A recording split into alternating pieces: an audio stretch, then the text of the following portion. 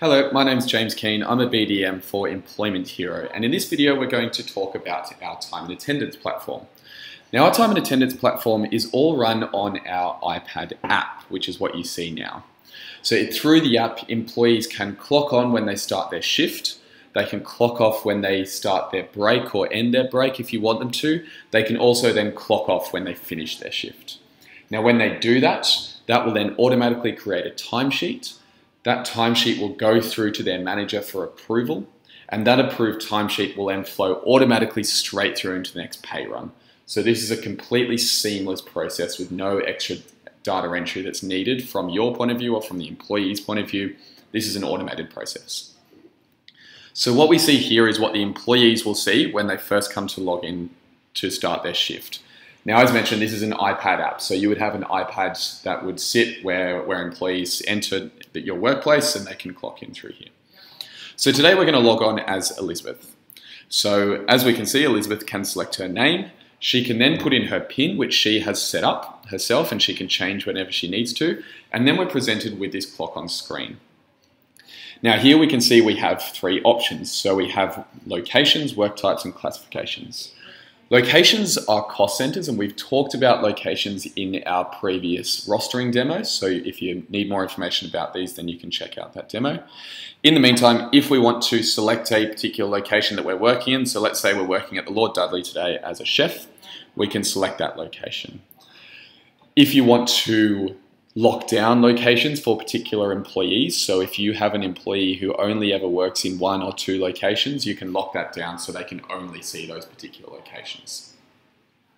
Work types and classifications are linked to the particular award which the employee is working on.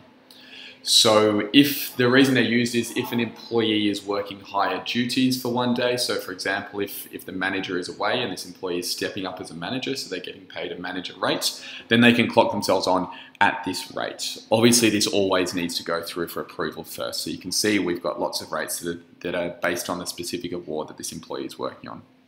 Otherwise, if we don't need to enter any of that, the next stage will actually prompt the employee to take a photo. Now, I won't subject you to my mugshot. This is the ceiling above my head. So once the employee has taken a photo, it will then automatically clock them in. Now, the reason the photo is there is to help you prevent time theft if that's an issue for your business. You don't have to use the photo if you don't want to. The platform will also store their exact location when they clock on and off as well as an additional layer of security. So from the employee's point of view, that's it, they're clocked on. The only time they need to come into this now is when they need to clock off or start or stop their break. Now, from your point of view as the system administrators, you can also enter into the back end of this app.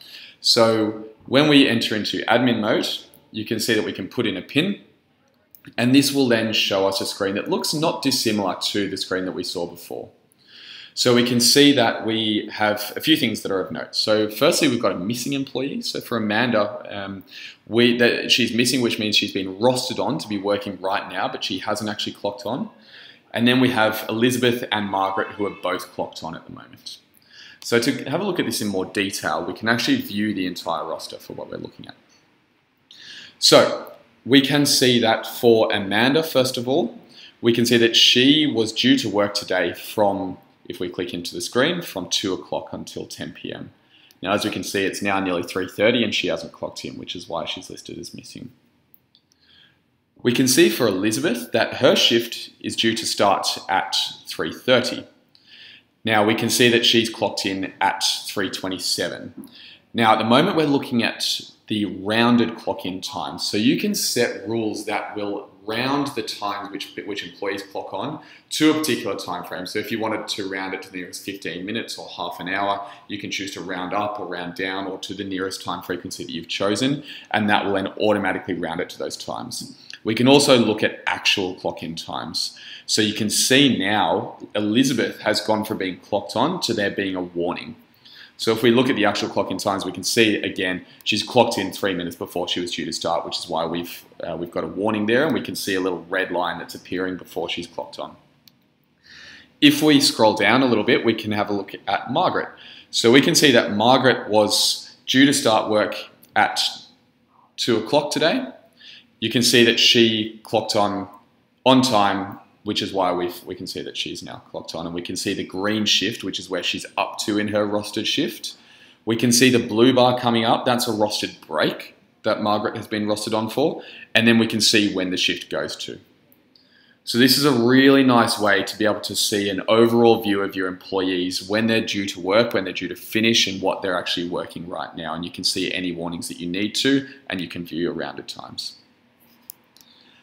So if we go back to the employee point of view, when Elizabeth then needs to clock off, again, she would come back to the iPad, she would put in her PIN, and then we can see we have two options. So Elizabeth can either start her break or clock out.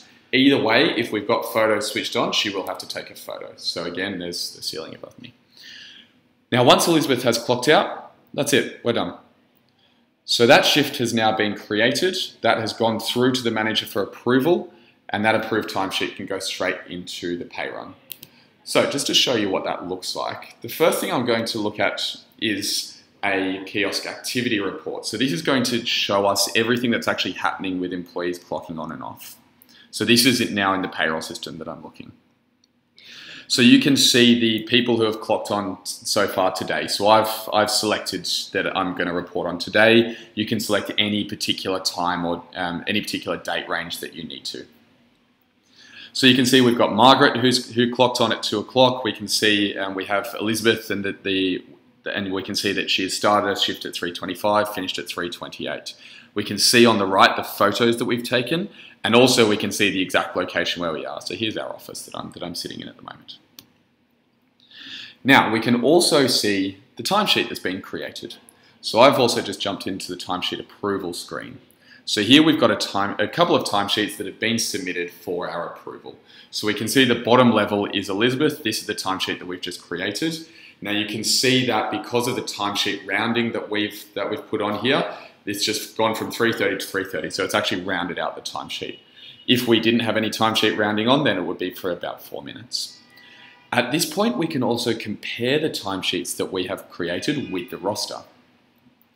So you can see now that we can see all of the published shifts that we have in our roster, which we went through in the rostering demo, and we can now compare this to the timesheets that have been submitted.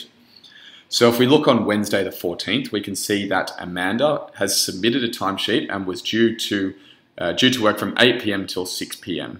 at our parent location. You can see that the rostered shift matches the timesheet submitted, therefore we have a green tick next to her name. Now on Friday the 16th, we can see Amanda was due to work at 2 p.m, which is what we saw before. We saw that she was missing, but she hasn't submitted a timesheet. If we keep going down the list, we can see then Elizabeth has submitted a timesheet from 3:30 today until 3:30, but she was actually rostered to finish at 6:30, which is why it's come up with an error. And again, Margaret has been rostered on from 2 till 7. She's only halfway through that shift, so she hasn't submitted the timesheet yet, which is again why it's coming up with a missing timesheet. Once we're comfortable with everything that we have here, we can approve the timesheets or we can reject them if we want to and send it back to the employee. And then those approved timesheets have gone straight through into the next pay run. So as you can see, this is all completely automated. We try and limit as much of the data entry that's needed from your point of view. Any changes that you need to make as the payroll administrator, you're free to do at any stage and make any adjustments that you need to. If you've got any further questions about any of this, please feel free to contact us through our website, employmenthero.com. Thank you.